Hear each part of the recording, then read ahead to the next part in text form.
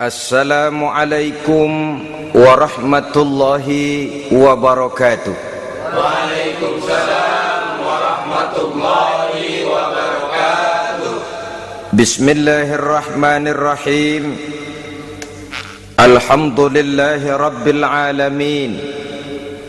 Wassalatu wassalamu ala ashrafil anbiya'i wal mursalin, Sayyidina wa maulana Muhammadin wa ala alihi wa ashabihil mujahidin at-tahirin, amma ba'du. Saudara-saudara kaum muslimin seiman dan sekeyakinan yang berbahagia, pada suatu hari seketika sedang berkumpul dengan para sahabat, Rasulullah pernah memberikan peringatan. Beliau bersabda, yushiku an tada'a alaikumul umamu kama tada'al akalatu ala qas'atiha. Pada suatu saat nanti akan datang di tengah-tengah kamu, wahai umat Islam, di mana orang-orang lain di sekeliling kamu akan bersatu mengerubungi kamu seperti bersatunya orang-orang mengerubungi makanan di atas meja hidangan. Akan datang satu saat nanti di mana kondisimu dikepung sedemikian rupa, yang barat mau menerkam, yang timur mau menghantam, yang selatan mau menginjak-injak, yang utara pun akan menjelajah. Kondisimu seperti makanan di atas meja hidangan. Sebagian sahabat merasa heran dan terkejut, lalu mereka bertanya, amin qillati nahnu yauma izin ya Rasulullah, apakah jumlah kami pada waktu itu sedikit ya Rasul, kami sampai dikepung sedemikian rupa? Beliau menjawab, bal antum yauma izin katsir, sama sekali tidak, kamu tidak sedikit pada saat itu, bahkan jumlahmu sangat banyak, kamu adalah mayoritas. Walakinnakum ghusa'un ka ghusa'is sail, tetapi keadaanmu saat itu persis seperti buih di lautan, banyak tetapi centang perenang, banyak tetapi tidak punya daya dan kekuatan, banyak tapi dipermainkan gelombang lautan, dihempaskan ke tepian pantai tanpa punya makna dan arti. Kondisimu pada saat itu kuantitas yang tanpa kualitas, sehingga orang lain enak saja mengepung kamu. Akidahmu didangkalkan, dibanjiri dengan peradaban dan kebudayaan yang menjauhkan dari agama. Dari segi maksiat dan munkarat seluruhnya mengepung sampai kita melepaskan nilai-nilai Islam kita ini. Dan celakanya, sambung beliau, waliyanzi'anna fi qulubi aduwikumul mahabata minkum, akan dicabut kehebatanmu di mata musuh-musuhmu, sehingga pada saat seperti itu orang lain memandangmu umat Islam enteng saja, remeh saja, tidak ada apa-apanya. Sudahlah, pokoknya umat Islam sikat saja, umat Islam enteng, umat Islam kecil, umat Islam tidak ada apa-apanya. Alangkah ironinya, alangkah menyedihkannya, memilukan dan sekaligus memalukan. Umat yang mayoritas ini dipermainkan oleh yang minoritas. Umat yang jumlahnya terbesar, terbanyak, bahkan konon menurut catatan sampai 90%, tapi dipermainkan oleh mereka kelompok-kelompok kecil ini. Waliyakzifanna fi qulubikumul wahn, pada saat itu di hatimu dicampakkanlah penyakit wahan. Sahabat kemudian bertanya, wa mal wahnu ya Rasulullah, apakah penyakit wahan itu ya Rasul? Beliau menjawab, hubbud dunya wa karahiyatul maut. Penyakit wahan itu tidak lain hubbud dunya wa karahiyatul maut, terlalu cinta kepada dunia dan terlalu takut kepada mati. materialistis dan takut resiko. Dua penyakit inilah yang menyebabkan walaupun umat ini mayoritas tapi dipermainkan oleh yang minoritas. Walaupun dia golongan terbesar tapi nasibnya seperti makanan di atas meja makan. Dari segala macam penjuru mau menghantam dia. Saudara-saudara kaum muslimin yang berbahagia, ini merupakan analisa sosial bahwa pada satu saat nanti akan terjadi di tengah-tengah umat di mana kita dihantam dan diserbu dari segala macam penjuru. Akidah didangkalkan, peradaban dan kebudayaan dirusak, makanan dan minuman diracuni, pakaian ditelanjangi dan lain sebagainya, sampai kita melepaskan nilai Islam yang kita cintai ini. Kondisi sosial ini satu saat akan datang kepada kita. Demikian analisa dan peringatan dari Rasulullah sallallahu alaihi wasallam. Marilah sekarang kita melihat, adalah benar bahwa di zaman sekarang kita insya Allah tidak akan mengalami perang Badar sehebat yang pernah dialami oleh Rasul dan para sahabatnya. Tetapi sesungguhnya perang yang kita hadapi di zaman sekarang ini tidak kalah hebatnya dengan perang Badar, tidak kurang dahsyatnya dengan perang Uhud, tidak kurang ngerinya dari perang Khandaq. Hanya saja yang kita hadapi sekarang ini bukan ujung pedang, bukan ujung tombak, bukan ujung panah. Yang kita hadapi sekarang ini adalah perang akidah, perang ideologi, perang mempertahankan keyakinan. Yang kalau kita kalah sekarang, kita memang masih beragama, tetapi anak kita, cucu kita, generasi yang akan hidup 5, 10, 20, 30 tahun yang akan datang, wallahu a'lam bissawab. Islam, saudara-saudaraku, tidak mungkin hilang dari dunia, tetapi tidak mustahil Islam gulung tikar dari desa kita, tidak mustahil Islam gulung tikar dari kampung dan kota kita, jikalau kita tidak menjaganya, jikalau kita tidak memeliharanya, bahkan jikalau kita tidak mewariskannya kepada anak-anak kita, generasi yang akan datang. Marilah kita mengingat sejenak bagaimana Islam di Spanyol yang pernah jaya, pernah mewarnai daratan Eropa, dan yang sekarang hanya sekedar tinggal ceritanya saja. Ini pernah diperingatkan oleh Rasul dalam satu hadis, sayati ala ummati zamanun la yabqal Islam illa ismun wala minal Quran illa rasmun. Akan datang satu masa di tengah umatku di mana pada masa itu Islam ada tapi hanya tinggal sekedar namanya saja, dan Quran pun ada tapi cuma sekedar tinggal tulisannya saja. Apabila kita tidak mewariskan ini kepada generasi yang akan datang, maka serbuan-serbuan dari berbagai macam penjuru dari hari ke hari semakin kita rasakan kehebatannya. Tidak mustahil sejarah Spanyol akan terjadi di desa kita, akan terjadi di kampung kita, akan terjadi di kota kita. Orang Spanyol kalau mereka cerita kepada anaknya, mereka akan cerita, nak, di sini dulu ada masjid. Kapan Pak? Dulu bener dah. Banyak orang Islam kalau hari Jumat pada sembahyang, kapan itu Pak? Dulu sekali. Sekarang cuma sekedar tinggal ceritanya saja. Bukankah sesuatu yang sangat tidak mustahil apabila kita tidak menjaga dan mewariskan Islam ini kepada generasi yang akan datang, maka serbuan-serbuan akan membawakan hasil yang diinginkan oleh para penyerbu itu tadi. Kita sudah menjadi umat yang mayoritas, tetapi umat yang mayoritas ini menurut Rasul dikepung sedemikian rupa, akidahnya didangkalkan, peradaban dan kebudayaannya ditekan sedemikian rupa, kehidupan sosialnya dibuat individualis, kemudian dari segi pergaulan, pakaian, makanan, minuman dan sebagainya diracuni, sampai dia tidak lagi berpegang teguh kepada agamanya.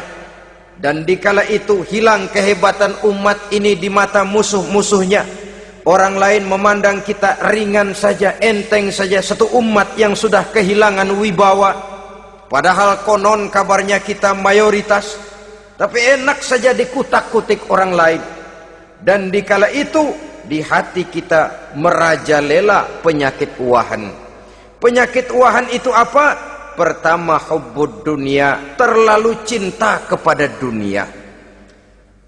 Terlalu cinta kepada dunia yang menyebabkan kita lupa akan tanggung jawab dan kewajiban, lupa meneruskan dan mewariskan Islam kepada generasi yang akan datang.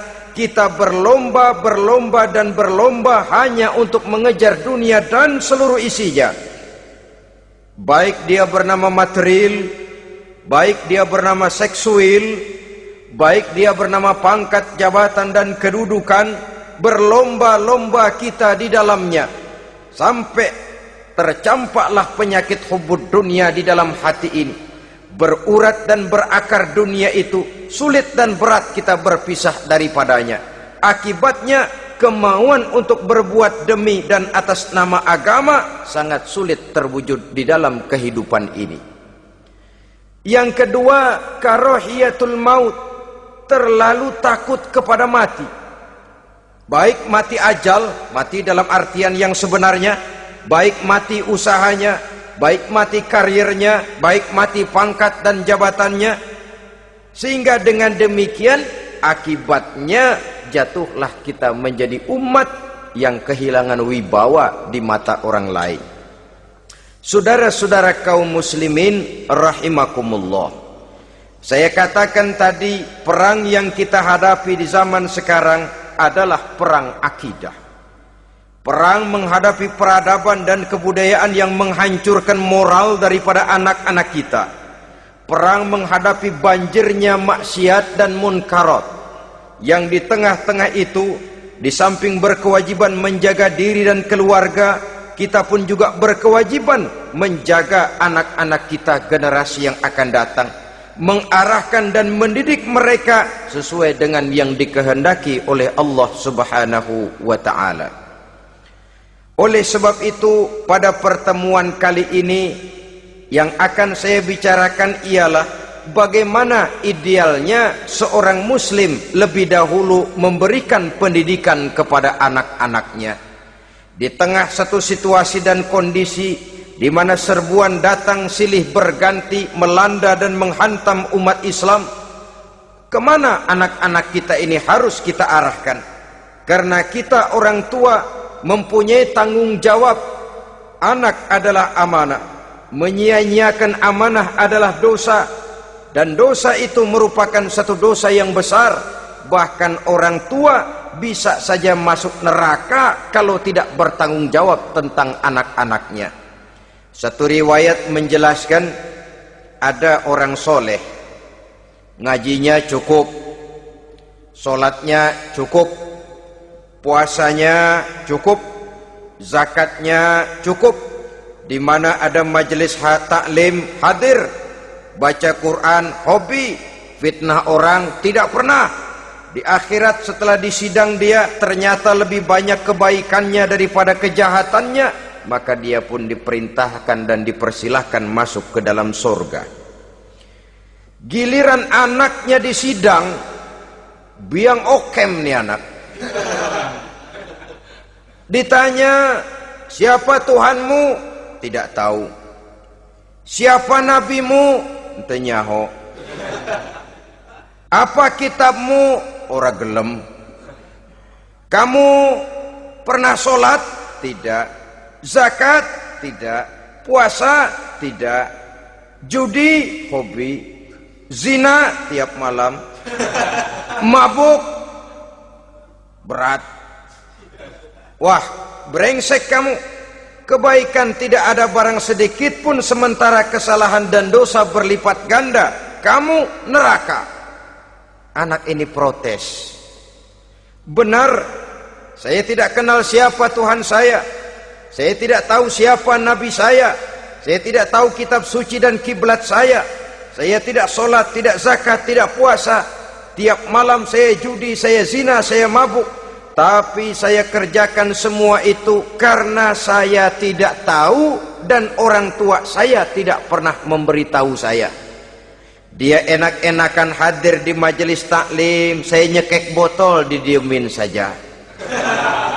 Dia enak-enakan baca Quran, saya zina, didiamkan saja. Saya bukan tidak mau, orang tua saya sama sekali tidak pernah mendidik saya. Dia mau benar sendiri. Maka kalau sekarang saya harus masuk ke dalam neraka, saya menuntut agar orang tua saya ikut sama-sama bergabung dengan saya ke dalam neraka. Gara-gara dia tuh saya jadi begini. Orang tuamu yang mana? Tuh, yang barusan mau ke surga. Ini orang tua yang sudah mau berangkat ke surga dipanggil. Sebentar dulu mas. Ini benar anak kamu? Iya pak. Waktu di dunia kamu tidak pernah ajarin dia ngaji? Sampai dia tidak kenal Tuhannya, tidak kenal nabinya, tidak kenal kiblat dan kitab sucinya? Iya pak. Dia tidak sholat, kamu diamkan saja. Dia tidak puasa, tidak zakat, kamu bersikap masa bodoh. Bahkan dia judi, dia zina, dia mabuk, kamu pun berdiam diri saja. Iya pak. Tahukah kamu bahwa anak ini adalah amanah? Menyia-nyiakan amanah artinya khianat, dan khianat adalah dosa yang sangat besar. Kamu tidak bertanggung jawab, maka kamu, anakmu gabung ke dalam neraka. Saudara-saudara kaum muslimin rahimakumullah, itu sebabnya Allah pesan benar-benar, ya ayyuhalladzina amanu qu anfusakum wa ahlikum nara. Hai orang-orang yang beriman, jaga dirimu dan keluargamu, istri, anak, orang-orang yang menjadi tanggung jawab dan kewajiban kita, jaga dan pelihara mereka dari api neraka. Saudara-saudara kaum muslimin, lalu kalau kita orang-orang tua yang hidup di zaman sekarang ini sudah sering beristighfar, mengurut dada, melihat situasi, membaca peta keadaan, konon tantangan yang akan dihadapi oleh anak-anak kita 15, 20, 25 tahun yang akan datang jauh lebih berat dari apa yang kita hadapi sekarang ini. Maka adalah wajar jika kita sebagai orang tua yang cinta kepada agama, cinta kepada anak-anak kita, berpikir untuk mewariskan nilai-nilai yang luhur ini kepada anak-anak kita generasi yang akan datang. Bagaimana pada mulanya kita harus mendidik mereka? Mari kita telusuri apa yang dicontohkan oleh Al-Quranul Karim. Orang-orang tua bijaksana yang diceritakan dalam Al-Quran, kalau sudah berpikir tentang anak-anaknya generasi yang akan datang, pendidikan pertama yang diberikan kepada anaknya ternyata adalah persoalan akidah. Nabi Ibrahim, pertanyaan yang paling merisaukan beliau buat anak cucunya ialah, ma ta'buduna min ba'di. Saudara bisa lihat surah Al-Baqarah ayat 133. Anak-anakku, kalau pada satu saat nanti aku, ayahmu ini sudah tidak ada lagi, meninggalkan kamu semua, meninggalkan kehidupan dunia ini, ma ta'buduna min ba'di, apa yang akan kamu sembah nak kalau ayah sudah tidak ada lagi? Jikalau ayahmu sekarang masih rajin ke masjid, melakukan rukuk dan sujud, i'tikaf dan membaca Quran, kalau satu saat ayahmu meninggalkan dunia ini, masihkah engkau mau ke dalam masjid? Masihkah engkau rukuk dan sujud? Masihkah engkau i'tikaf? Ma ta'buduna min ba'di, apa yang akan kamu sembah kalau aku ayahmu tidak ada lagi nak? Ditanamkan bukan hanya keyakinan bertauhid, sekaligus juga menyembah kepada Allah yang kita yakinkan dengan tauhid itu tadi. Bukankah berbeda dengan kita kebanyakan orang tua sekarang? Kita tidak pernah berpikir ma ta'buduna min ba'di. Kalau bapak tidak ada, kamu nyembah apa nak? Kita orang tua sekarang pagi-pagi malah berpikir ma ta'kuluna min ba'di. Kalau bapak enggak ada, kamu nanti makan apa nak? Bukan nyembah apa yang kita pertanyakan, bukan nyembah apa yang kita khawatirkan, makan apa nak?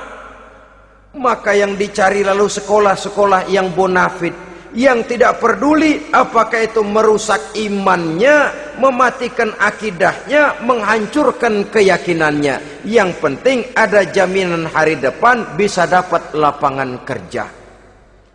Akibatnya berduyun-duyun orang-orang tua muslim menyekolahkan anaknya di sekolah-sekolah yang bukan Islam, yang nyata-nyata membahayakan akidahnya. Dididik dengan kultur dan budaya yang bertentangan dengan nilai-nilai agamanya. Bukankah ini berarti merelakan anak untuk dikafirkan? Bukankah ini artinya menyerahkan anak untuk ditulis menurut selera para pendidik yang tidak sesuai dengan nilai akidah yang dimilikinya? Mengapa kita tidak berpikir seperti Nabi Ibrahim yang sebelum memberikan pendidikan kecerdasan, sebelum pendidikan matematika, IPS, PSPB dan disiplin ilmu lainnya, yang pertama ditanamkan ma ta'buduna min ba'di. Kalau ayahmu tidak ada, kamu menyembah apa nak? Menyembah Allah apa nanti malah menyembah harta? Menyembah Allah apa nanti malah mendewa-dewakan pangkat dan jabatan? Menyembah Allah apa malah nanti menyembah alam? Itu yang dikhawatirkan Nabi Ibrahim kepada generasi yang akan datang. Dan itu saudara-saudara yang seharusnya mengkhawatirkan kita kepada anak-anak kita, generasi yang akan datang. Lihatlah serbuan akidah di zaman sekarang ini. Dimanfaatkan kemiskinan kita umat Islam.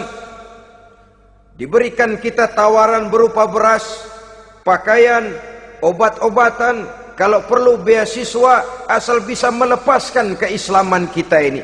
Bertahap, sedikit demi sedikit, step by step, shibran bi shibrin wa zira'an bi zira'in. Dan harus saya ingatkan, orang di zaman sekarang tidak mungkin menghantam Islam secara frontal.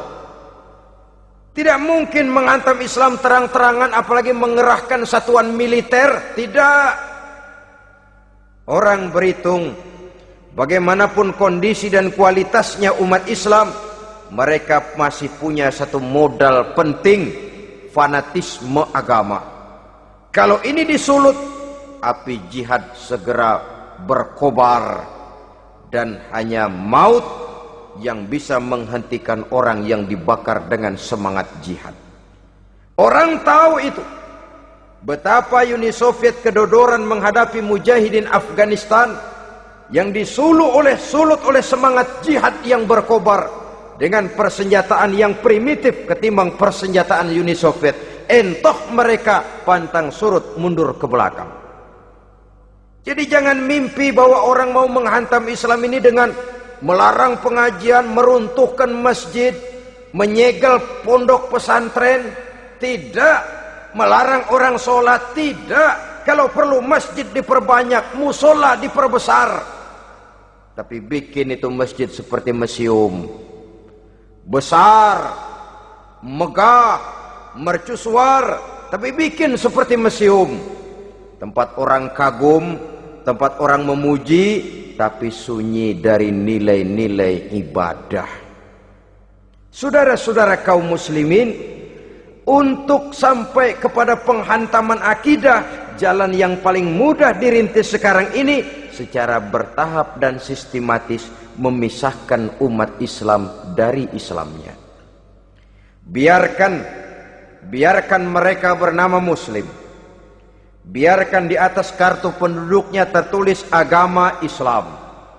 Tapi tanamkan budaya-budaya yang menyebabkan cara bergaul mereka, cara berumah tangga mereka, cara bertetangga mereka, sampai kepada cara mereka berpakaian, cara mereka bergaul, cara mereka makan dan minum, cara mereka mendidik dan menyekolahkan anak sama sekali tidak lagi mencerminkan nilai-nilai yang islami. Itu sudah satu usaha yang paling praktis, memisahkan umat Islam dengan Islamnya. Kalau sadarlah kita ke arah ini usaha orang di zaman sekarang, maka yang harus pertama kita tanamkan kepada anak-anak kita, didik mereka dengan jiwa tauhid yang mengkristal di dalam batinnya, meresap sampai ke tulang sumsumnya, yang tidak akan sampai pun nyawa berpisah dari badannya, akidah itu tidak akan berpisah dari hatinya. Bahkan dia sanggup dengan tegar berkata, lebih baik saya melarat karena mempertahankan iman daripada hidup mewah dengan menjual akidah. Satu khittah, satu garis kehidupan yang perlu kita wariskan kepada anak-anak kita, generasi yang akan datang. Dahulu ada satu tradisi, saudara-saudara. Kalau anak gadis kita dilamar orang lalu bertanya, anakmu mau ngelamar gadis saya, apa sudah khatam Quran berapa kali? Apa sudah bisa baca kitab macam-macam dan lain sebagainya? Sehingga lahirlah satu kebanggaan. Apapun motifnya, tapi pertanyaan semacam ini zaman sekarang sudah langka. Paling-paling yang ditanya kalau anaknya dilamar orang, anakmu kerja di mana? Gajinya sebulan berapa? Kendaraannya bebek apa soang? Apa-apa? Itu yang kita pertanyakan, berkisar di seputar materi, kerja, job, status sosial, dan lain sebagainya. Perkara bisa baca Quran atau tidak, nomor 18. Perkara sembahyangnya rajin apa tidak, nomor 36. Saudara hadirin, akibatnya terjadi pergeseran nilai. Maka mendidik anak menurut tuntunan Quran adalah seperti yang diberikan contoh oleh Luqmanul Hakim, yang diceritakan dalam surah Luqman mulai ayat 11 dan selanjutnya. Apa pendidikan pertama yang harus kita berikan kepada anak? Pertama, ya bunayya la tusyrik billah. Wahai anakku, jangan sekali-kali engkau menyekutukan Allah. Jaga tauhid, pelihara iman, mantapkan akidah. Ini dasar yang pertama. Belum lagi anak mengenal berbagai macam disiplin ilmu, yang pertama ditanamkan tauhid. Ini yang mendasari kehidupan. Ini yang akan mewarnai dan menjadi warna dari kepribadian seseorang. Sentuhan jiwa tauhid di dalam diri si anak. Belum lagi sempat dia kenal yang lain. Yang pertama yang kita tanamkan, kita wariskan, kita berikan, la tusyrik billah. Jangan sekali-kali menyekutukan Allah. Kalau ini sudah tertanam, ini sudah merupakan satu fondasi yang kuat. Selebihnya nanti tinggal melihat bakat si anak, kemana dia harus dididik ini. Yang terpenting nilai iman lebih dahulu tanamkan.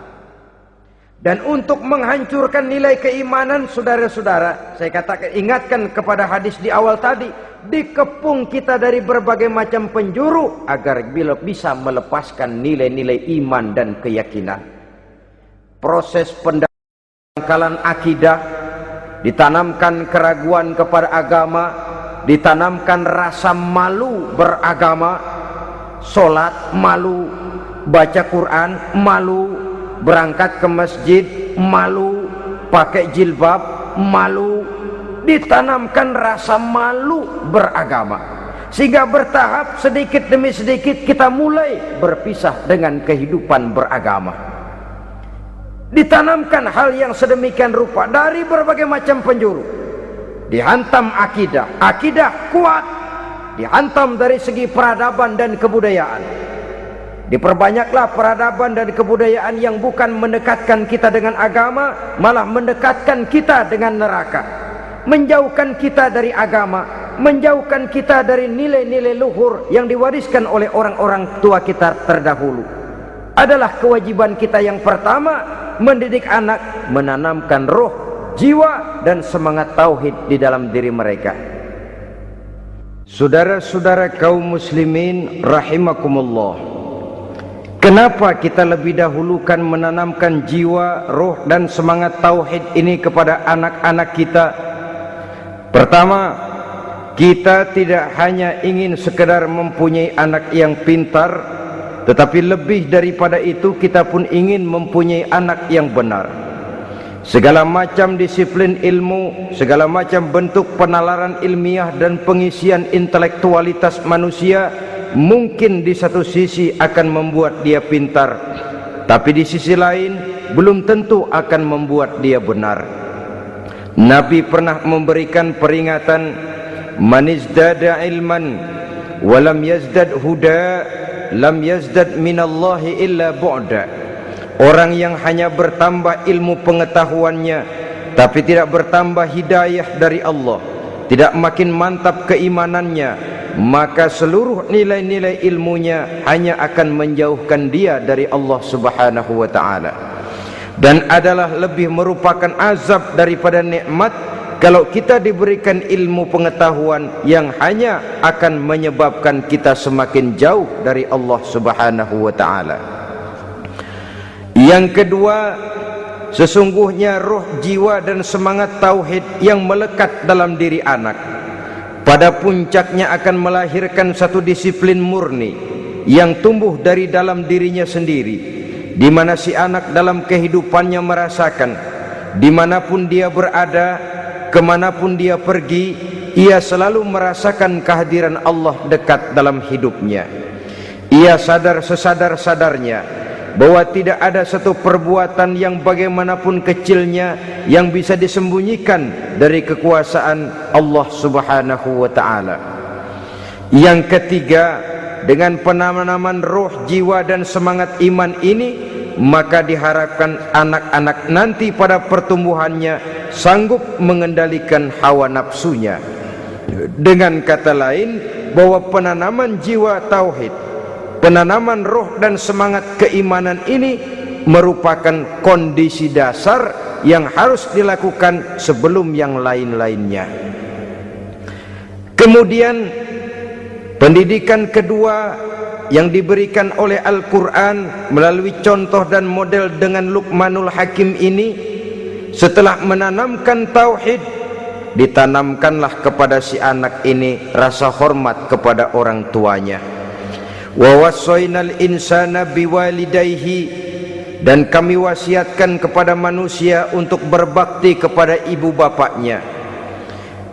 Hamalathu ummuhu wahnan ala wahnin, karena ibunya telah mengandungnya dengan kepayahan di atas kepayahan, maksudnya dengan kepayahan dan kelelahan yang berlipat ganda.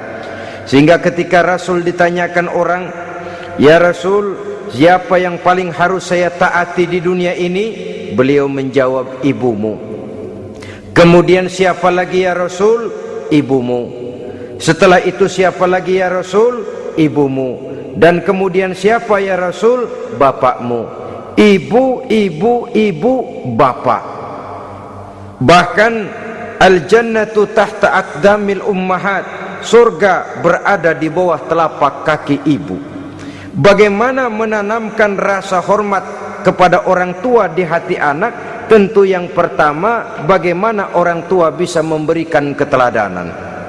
Marilah kita sebagai orang-orang tua ini menyadari bahwa sebelum anak kenal sekolah dasar, sebelum anak kenal TK, ibtidaiyah, sanawiyah sampai kepada perguruan tingginya, yang pertama dia kenal adalah lingkungan rumah tangganya, gurunya adalah ibu bapaknya. Di sini berlakulah apa yang dinamakan keteladanan. Keteladanan jauh lebih berhasil daripada sekedar teori-teori yang muluk. Keteladanan jauh lebih berhasil daripada berbagai macam indoktrinasi dan penataran. Kurangnya keteladanan akan menyebabkan anak mencari pola.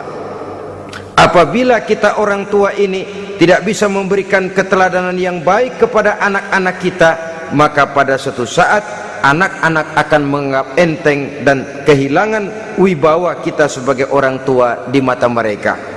Dikala itu akan sangat sulit kita membentuk kepribadian mereka. Bukankah di zaman sekarang ini kita banyak mengalami krisis wibawa, krisis figur? Ada yang karena rapotnya merah melulu gurunya dikeroyokin, Pak Guru pulang sekolah dicegat, bahkan nyaris ada orang tua pernah dibunuh oleh anaknya sendiri, dan lain sebagainya. Kasus-kasus yang sebenarnya tidak perlu terjadi karena memang bukan saja bertentangan dengan nilai budaya kita sebagai bangsa, tapi juga bertentangan dengan ajaran agama kita sendiri. Krisis wibawa, krisis figur, yang juga akibatnya harus kita sadari banyak faktor yang membentuk kepribadian anak. Pergaulannya, yang dibacanya, yang ditontonnya, yang disaksikannya di dalam kehidupan. Benar kita menyekolahkan mereka, tapi berapa jam mereka di sekolah? 6 jam, 7 jam paling lama. Sedangkan mereka hidup satu hari satu malam 24 jam. Kalau cuma 7 jam di sekolah, ini berarti lebih banyak dia di luar sekolah. Dan di luar sekolah itu artinya ya rumah tangganya, ya temannya, ya lingkungan di mana dia tinggal, yang seluruhnya sangat besar pengaruhnya dalam ikut membentuk kepribadian anak-anak kita. Saya katakan tadi, di samping kita menghadapi perang akidah, kita pun berhadapan di dalam perang menghadapi peradaban dan kebudayaan yang bukan saja menjauhkan kita dari agama, tetapi sanggup menghancurkan moral daripada anak-anak kita.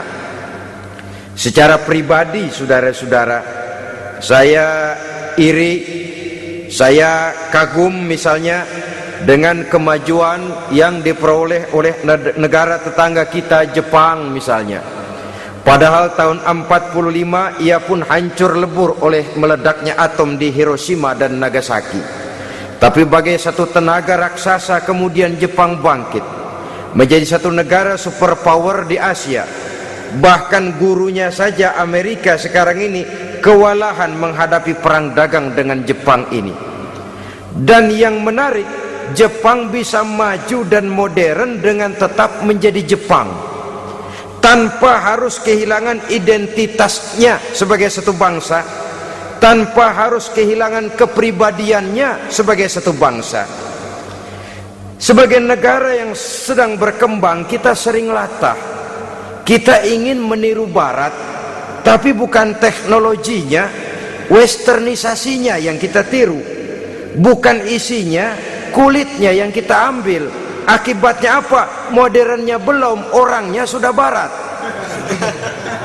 Bergaulnya sudah cara Barat, berumah tangganya sudah cara Barat, berpakaiannya sudah cara Barat, mendidik anaknya sudah cara Barat. Di mana ketemu orang tua cukup hello daddy. Kulitnya kita ambil, sementara isinya kita campakkan. Ironi dan menyedihkan.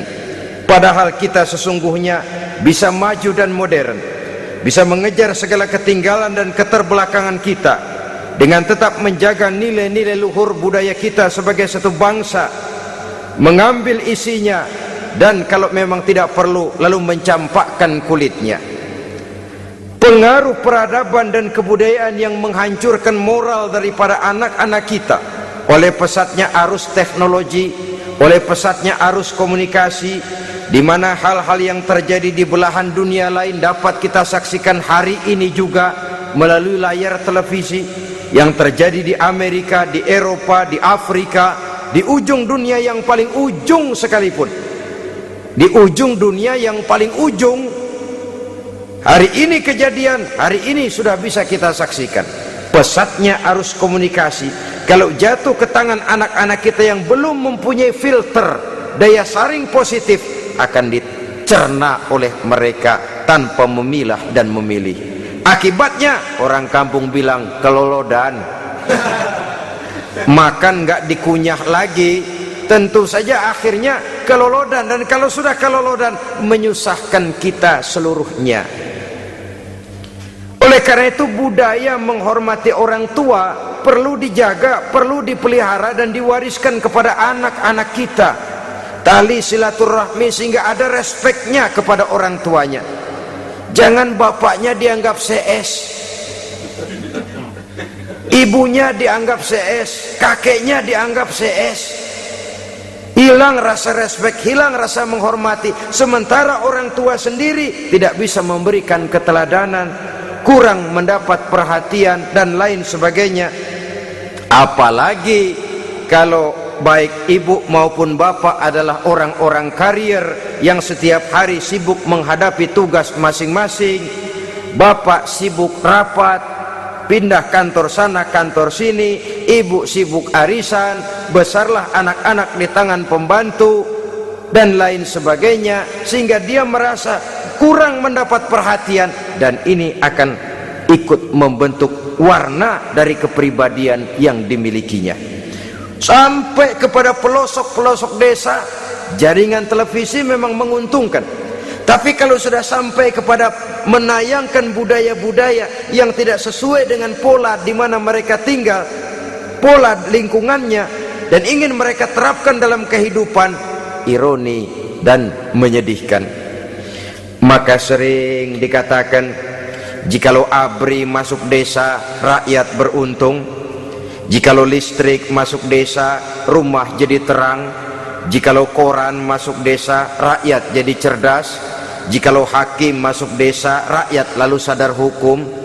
Tapi jikalau maksiat dan munkarat masuk desa, minuman keras masuk desa, judi masuk desa, pelacuran masuk desa, rakyat tentu kiamat. Dan kita harus punya budaya untuk memilah dan memilih, mempunyai filter untuk jadi daya saring positif. Oleh karena itu saudara-saudara, tahap kedua setelah menanamkan jiwa tauhid kepada anak, tanamkan rasa hormat kepada orang tuanya. Orang tua itu ibu bapaknya, orang tua itu guru-gurunya yang mengajarkan dia, atau yang dianggap tua yang lebih senior dari dia. Karena tidak ada satu peradaban yang berdiri sendiri. Bagaimanapun maju dan modernnya kita sekarang, tentu merupakan mata rantai yang berkaitan dari generasi terdahulu. Ini yang kedua. Setelah tauhid, berbakti kepada ibu dan bapak. Tidak ada satu kebahagiaan yang bisa ditegakkan di dunia ini tanpa doa, tanpa restu daripada ibu dan bapak. Ini keramat hidup. Doanya dikabul Allah dan kutuknya juga dikabul oleh Allah Subhanahu wa ta'ala. Jadi mendidik anak setelah menanamkan jiwa tauhid, menanamkan rasa hormat dan taat berbakti kepada ibu bapaknya. Itu yang kedua. Kemudian yang ketiga, melalui model Luqman, Quran mendorong kita untuk mendidik anak, menanamkan etika otonom. Apa itu? Ya bunayya, innaha intakum mithqala habbatin min khardalin fatakun fi sakhratin aw fis samawati aw fil ardi ya'ti biha Allah. Wahai anakku, sesungguhnya kalau ada satu kebaikan yang kamu kerjakan, kecil, tidak nampak oleh pandangan mata yang zahir, yang kecil itu tersembunyi di puncak langit, di dasar bumi yang paling dalam, atau di tengah batu hitam sekalipun, Allah pasti mengetahuinya dan pasti akan memberikan balasan yang seadil-adilnya. Pendidikan apa ini? Pendidikan moral, menanamkan etika otonom. Nah, kau berbuat baik jangan karena dilihat orang. Kau tidak mau melakukan kejahatan, jangan cuma karena ada polisi. Kalau ada polisi kau tidak mau jahat, kucing juga begitu. Coba lihat kucing, taruh ikan asin di piring kaleng, tongkrongin, aduh kucing kalem, sopan, tenang. Sedikit kita lengah, habis ikan digarap. Tapi ditanamkan satu kesadaran, kemanapun kau pergi nak, apapun yang kau kerjakan, tersembunyi di tengah batu, di dasar bumi, di puncak langit, Allah pasti tahu. Dalam bahasa yang ringan, nak, kita ini diawasi oleh dua hiperkomputer yang maha sensitif, produksi langit, mereknya Rokib dan Atid. Itu komputer yang sangat peka dan sensitif. Jangankan kita berbuat, kita berniat baik saja, komputer sudah nyatet sendiri. Inilah yang orang sekarang namakan waskat, nah, pengawasan malaikat. Kalau hidup sudah merasa diawasi oleh malaikat, waskat berhasil. Tapi kalau waskat sudah diawasi malah nekat, itu yang gagal. Atau yang diawasi dan yang mengawasi sama-sama sepakat, nah, itu juga bisa cincai. Saudara-saudara kaum muslimin rahimakumullah, waskat dalam pengertian kita muslim, bagaimana hidup ini merasakan diawasi oleh malaikat. Intelektualitas yang tinggi sekalipun, IQ yang nilainya plus sekalipun, disiplin ilmu yang bagaimanapun banyak yang memenuhi benak kita, tanpa diiringi oleh etika otonom, orang sering mencari celah dan kesempatan, mencari celah dan kesempatan. Tapi kalau sudah merasa kemanapun saya pergi, dimanapun saya berada, kebaikan bagaimanapun sekecilnya saya lakukan, toh Allah pasti akan memberikan balasan. In khairan fa khairun, wa in syarran fa syarrun.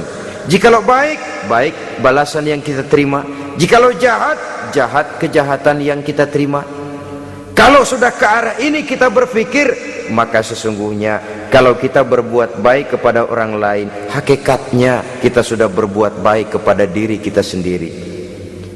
Lalu tidak ada merasa rugi berbuat baik kepada orang, karena manakala dia melakukan kebaikan kepada orang lain, artinya dia sudah berbuat baik untuk dirinya sendiri. Jadi setelah tauhid, kemudian berbakti kepada ibu bapak, yang ketiga baru pendidikan tentang akhlak, tentang moral. Pola ini yang sering terlupakan oleh kita, bahwa bagi kita itu pendidikan tidak lain upaya mencerdaskan otak anak. Jangan sampai sebab ini kelihatannya pembangunan makin maju, persaingan hidup makin tajam, tensi ekonomi semakin tinggi, sementara jumlah tenaga kerja dengan lapangan kerja yang tersedia jauh dari mencukupi. Jikalau tidak membekali anak dengan pendidikan yang menunjang lapangan pekerjaan, orang tua khawatir, takut sekali anaknya jadi gelandangan. Dikhawatirkannya kehidupan dunia ini, sementara dia lupa kalau anaknya bisa jadi gelandangan di akhirat. Padahal selama-lamanya gelandangan di dunia paling seumur manusia itu 60 tahun, 70 tahun lah umur orang sekarang. 70 itu sudah luar biasa itu. Tapi kalau harus menggelandang di akhirat, menjadi gelandangan di akhirat, alangkah menyedihkannya. Apakah akan kita korbankan satu kehidupan yang langgeng, abadi, cuma karena tertipu oleh fata morgana dan kamuflase? Kita korbankan yang sedikit, kita korbankan yang besar karena kita memilih yang sedikit. Dalam bahasa Al-Quran memang pernah diceritakan hidup ini hakikatnya perlombaan, saudara-saudara. Perlombaan. Dan di dalam perlombaan itu ada yang menang, ada yang kalah. Al-Quran lalu memberikan peringatan, alhaakumut takatsur, kamu telah lalai karena berlomba-lomba memperbanyak harta, mempertinggi pangkat dan kedudukan, hatta zurtumul maqabir, sampai kamu akan masuk ke liang kubur baru sadar. Apalagi kalau nafas sudah sampai di tenggorokan, persis Fir'aun sudah tenggelam di lautan merah, mau mampus, baru dalam sekaratnya amantu bi Rabbi Musa wa Harun, kalau begini caranya saya juga percaya kepada Tuhan Musa dan Harun, percaya kepada Allah. Sudah mau mati baru amantu bi Rabbi Musa, kami percaya kepada Tuhan Nabi Musa, kata Fir'aun. Malaikat maut kesel benar, dilelepin terus di laut. mampus lu sekalian. Hidup ini memang kita berlomba dengan waktu, berlomba dengan umur, berlomba dengan tenaga, berlomba dengan tetangga. Yang jangankan kita sampai mundur, berhenti saja sejenak, kita akan ditinggalkan oleh yang lain. Tiada kata mundur, bahkan tiada kata berhenti. Sekali kita melangkah, melangkahlah terus, tapi berlombalah seperti yang dikehendaki Quran, fastabiqul khairat. Berlomba-lombalah di dalam kebajikan. Jangan berlomba-lomba di dalam kemaksiatan, kemunkaran, kejahatan. Berlombalah dalam urusan kebaikan. Saudara-saudara kaum muslimin rahimakumullah, tauhid, berbakti kepada ibu bapa, kemudian pendidikan tentang moral. Apabila pendidikan tentang moral sudah tertanam, barulah lihat bakat si anak, kemana bakatnya. Anak saya kelihatannya dari kecil demennya main bedil-bedilan saja. Abri kali itu. Kirim ke Magelang, masukkan akabri, tapi dengan syarat 3 itu tadi. Iman sudah tertanam, rasa bakti kepada ibu bapak sudah ada, dan punya nilai moral, sehingga boleh jadi nanti dia menjadi jenderal yang beriman, yang berbakti kepada ibu bapaknya, dan punya moral yang tinggi. Kan lebih baik rakyat rendah tapi akhlaknya tinggi, daripada pejabat tinggi tapi moralnya rendah. Jauh lebih baik rakyat rendah punya moral tinggi ketimbang pejabat tinggi punya moral rendah. Nilai moral ini yang jadi ukuran dan barometer di masyarakat. Yang ini yang sering kita lupakan, bahwa kehancuran satu bangsa dimanapun di dunia ini selalu dimulai dengan kehancuran moral daripada bangsa itu sendiri. Sekarang membina nilai moral ini berat. Gadis kita, remaja putri, diberikan pakaian jilbab, mungkin dia sendiri masih setengah-setengah, ditambah lagi oleh ledekan temennya. Jilbab lah kuno, bau sorga lah, bau masjid lah, bau menyan lah. Ditanamkan rasa malu untuk hidup dekat dengan agama. Kalau moral semacam ini sudah tertanam, sedikit demi sedikit kita mulai mengucapkan selamat tinggal kepada agama. Dan kemalangan apa yang lebih malang kalau kita sudah jauh dari agama ini? Bukankah Islam telah menyelamatkan manusia dari penyakit jahiliyah dan membawanya kepada satu kehidupan yang maju dan modern? Kalau kita tinggalkan Islam ini, bukankah artinya kita akan kembali kepada satu zaman jahiliyah? Hanya saja jahiliyah itu berada di abad modern, versinya tentu lebih modern. Kalau zaman jahiliyah dulu mabuknya pakai arak, zaman sekarang sudah macam-macam orang bisa mabuk. Kalau zaman jahiliyah dulu anak perempuan dikubur hidup-hidup, zaman sekarang kadang-kadang belum sempat lahir ke dunia, malah sudah dibunuh lebih dahulu. Versinya saja yang berbeda. Kalau di zaman jahiliyah dahulu manusia menyembah batu yang bernama Latta, Uzza, Manat dan Hubal, di zaman jahiliyah modern sekarang ini orang sering menyembah kepala bagiannya, sering menyembah atasannya, sering menyembah komputer, sering menyembah teknologi modern yang lebih diyakininya daripada Allah sebagai keyakinan sentral di dalam hidupnya. Saudara-saudara kaum muslimin rahimakumullah. Jadi yang ketiga, nilai moral yang ditanamkan kepada anak-anak kita supaya dia bisa menghadapi tantangan-tantangan hidup yang semakin berat ini dengan tetap berpegang teguh kepada nilai-nilai moral yang diwarnai oleh jiwa keimanannya yang bersumber dari ajaran agamanya. 3. Kemudian yang keempat, barulah tatanan kehidupan sehari-hari. Apa kata Luqman? Ya bunayya aqimis shalah. Setelah bertauhid, berbakti kepada ibu bapa, punya nilai moral. Ya bunayya aqimis shalah, nak dirikan solat. Rumah tangga muslim, anak berumur 7 tahun sudah berani meninggalkan solat. Kata Nabi, pukul. Bukan untuk menyakiti, untuk mendidik, karena sayang kepada anak. Saudara-saudara, kita khawatir betul kepada anak. Kalau dia pulang dari sekolah, buru-buru kita sebagai orang tua bertanya, sudah makan nak? Sudah istirahat nak? Tapi jarang kita sebagai orang tua melontarkan, sudah sholat nak? Bahkan kita bisa memberikan sugesti kepada anak, nak, kalau kau naik kelas 1 sampai naik ke kelas 2, bapak beliin sepeda. Tamat SD nak, motor. Tamat SMP nak, ke Bali kita. Tamat SMA nak, Singapura. Saudara-saudara, tapi kalau untuk urusan sholat misalnya, kita tidak pernah memberikan sugesti kepada anak-anak kita. Nak, kalau kau hafal Fatihah lengkap dengan artinya, bapak beliin sepatu. Nak, kalau kau bisa sholat dengan baik, cukup syarat rukunnya, bapak beliin sepeda. Ada rangsangan, ada sugesti yang membuat anak lebih tergerak untuk hidup dalam suasana keagamaan. Ya bunayya aqimis sholah, nak, dirikan sholat, sebab ini sandaran vertikal yang paling langsung antara manusia dengan Tuhannya.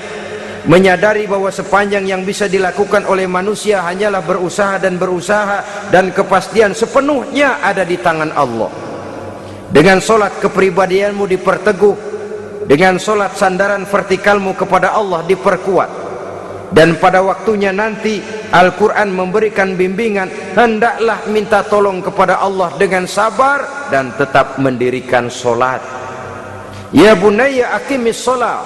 Setelah itu wa'mur bil ma'rufi wanha 'anil munkar. Tegaklah membina yang ma'ruf, tegaklah mencegah yang munkar. Ini sikap hidup sudah. Sholat tadi tugas hidup. Lalu sikap hidup tampil di tengah masyarakat, membina yang ma'ruf, mencegah yang munkar sesuai dengan kesanggupan masing-masing. Bukankah setiap kita kepingin punya anak yang bermanfaat, setidaknya bagi keluarganya, syukur kalau bisa bagi lingkungannya, bagi masyarakat, bangsa dan negaranya.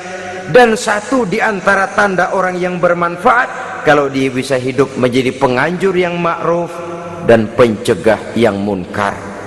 Dan itu kalau tidak ada hidayah, sulit orang mau melaksanakan itu. Sebab apa? Ada kecenderungan belakangan ini di mana agama dianggap urusan pribadi, sehingga orang lalu sering bilang, jangan bawa-bawa agama dah, itu kan bukan urusan agama. Ini sudah ciri berpikirnya sekuler.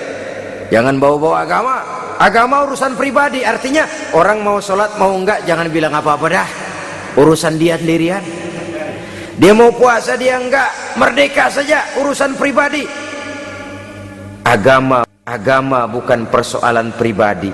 Apalagi jikalau sudah menyangkut amar ma'ruf dan nahi munkar, siap menegakkan yang baik, mencegah yang munkar, untuk tegaknya satu masyarakat yang diwarnai oleh kebaikan dan terhindar dari segala macam kejahatan. Dan terus ayat-ayat selanjutnya mencerminkan sikap hidup. Namun yang intinya, cara mendidik anak yang baik yang dicontohkan oleh Al-Quran dengan Luqmanul Hakim sebagai model.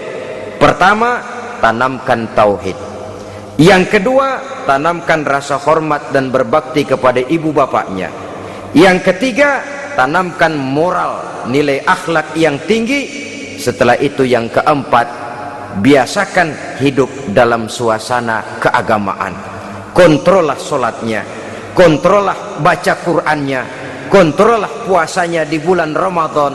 Ajaklah anak-anak sholat berjamaah, sehingga dengan demikian dia terbiasa oleh satu suasana yang mendekatkan dia dengan nilai agamanya. Dari sana diharapkan nilai-nilai ilmu yang didapatnya dari bangku sekolah akan menciptakan keseimbangan dengan yang ditanamkan oleh orang tuanya dalam bentuk yang dijelaskan oleh surah Luqman itu tadi. Sehingga apabila keseimbangan ini terwujud, akan menjalin keseimbangan dalam pola berpikir, dan keseimbangan dalam pola berpikir akan melahirkan keseimbangan dalam perbuatannya. Terwujudlah kita harapkan insan yang fid dunya hasanah wa fil akhirati hasanah. Inilah harapan kita semua. Mudah-mudahan Allah memberikan kekuatan kepada kita untuk mewariskan nilai-nilai yang baik kepada generasi yang akan datang, sehingga esok harus lebih baik daripada hari ini dan lusa harus lebih baik daripada hari esok. Terima kasih atas perhatian saudara, mohon maaf atas segala kekurangan. Usikum wa nafsi bitaqwallah. Wassalamualaikum warahmatullahi wabarakatuh.